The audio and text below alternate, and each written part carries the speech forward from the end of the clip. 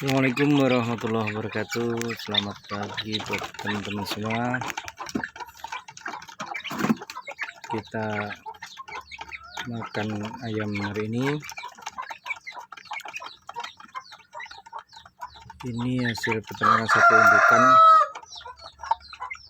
Jadi kurang lebih sekitar 1,5 bulan ini usianya. Kita dipindah, baru aja dipindah dari pembesaran, dari bola lampu kita pembesaran. Yang tadinya dari sini kita pindahin ke kandang yang tadi karena sudah waktunya pembesaran, dan sini kita ganti yang baru karena kita skala rumahan. Jadi seperti ini aja, nanti situ saya kasih lagi, mau nurunin lagi buat yang baru, bersihin, kasih alas. Ini cuma ada 3 karena indukannya udah tua, terus jadi anakannya kurang bagus. Tadinya 6 tinggal 3. Nah, kalau yang ini yang sudah umur sekitar berapa ya, 2,5 bulan kalau nggak salah. 2,5 bulan kita udah liarin, karena saya lebih suka perumahan itu, di kelas rumahan tuh ya kalau udah segini kita liarin gitu, karena lahan kita lebar, bisa ke ladang dan lain-lain. Kemudian kita liarin aja seperti ini. Ini hasil dari sekitar cuman 4 indukan.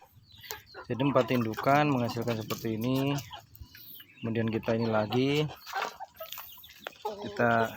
ini namanya skala rumahan. Keuntungan dari skala rumahan tuh sebenarnya ini banyak sih. Keuntungan dari skala rumahan tuh banyak. Setidaknya kita butuh ada gitu. Kita butuh buat, apalagi di kampung kayak gini, buat selamatan, buat apa aja, gak usah beli gitu.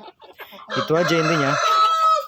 Belum memproduksi banyak, belum ngejual dan lain-lain, tidak masalah, karena intinya kita cuman produksi skala rumahan. Jadi kalau misalkan ada kebutuhan apapun sudah terpenuhi, misalkan kondangan, sering kondangan tuh kalau di kampung tuh sering kondangan, sering selamatan, kita nggak harus beli karena di ayam kampung khususnya itu nggak pernah turun harganya, jarang sekali turun, bahkan cenderung naik dan stabil. Kalau misalkan kita punya sendiri, setidaknya kan mengurangin pengeluaran, mengurangin biaya untuk kondangan gitu. Nah, itu keuntungan dari peternak ayam kampung ini. Pertama sih kalau saya sih nggak usah mikir dari segi ini dulu sih, jual dan lain, produksi banyak, nggak usah. Yang penting kita ini aja dulu gitu. Yang penting ada buat kebutuhan ada, udah gitu aja. Buat kebutuhan ada kan tenang gitu, udah tenang, karena selamatan dan lainnya. Yang paling penting adalah ayam kampungnya, ayam kampungnya itu yang paling penting, karena buat ingkung. Kalau di kampung buat ingkung seperti itu. Jadi kita 2 bulan 2,5 bulan ini udah segitu.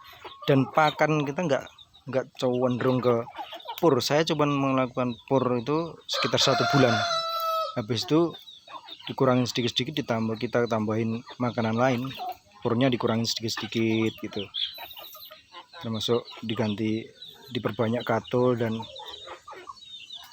daun-daunan kayak seperti daun pepaya dan lain-lain, daun singkong. Itu mempercepat, kalau saya kira mempercepat pertumbuhan ayam itu sendiri.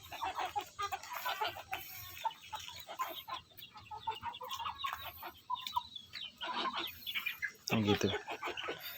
Ini udah yang pertama kali saya ini kemarin sekitar berapa itu, sekitar 17 udah ya, sebagian kasihkan, sebagian buat apa itu selamatan sendiri. Itu udah tenang itu, sekitar 17 ini. Terus yang 17 sisa sekitar 4 buat rencana buat indukan karena kelihatan bagus ya. Jadi ini yang udah saya liarin sekitar 3-4 harian ini saya liarin nih.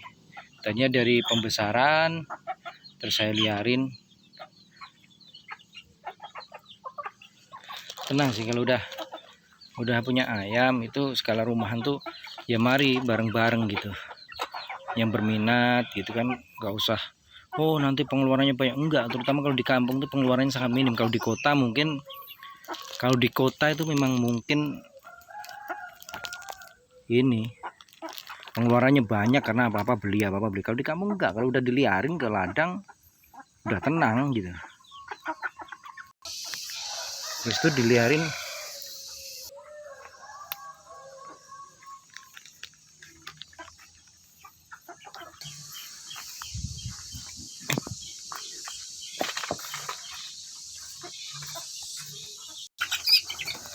nah, kalau yang ini proses kedua pemindahan di sini, kandang yang agak kecil dulu.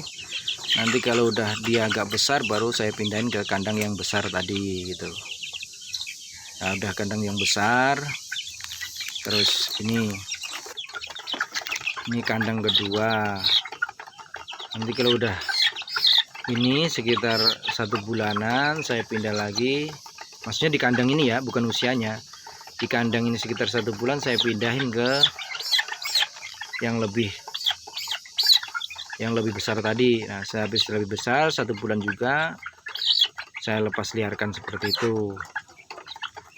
Jadi sebenarnya gampang sih, asalkan jangan berpikir takut dan lain-lain. Untuk ayam kampung enggak sih, daya tahannya lebih kuat ya.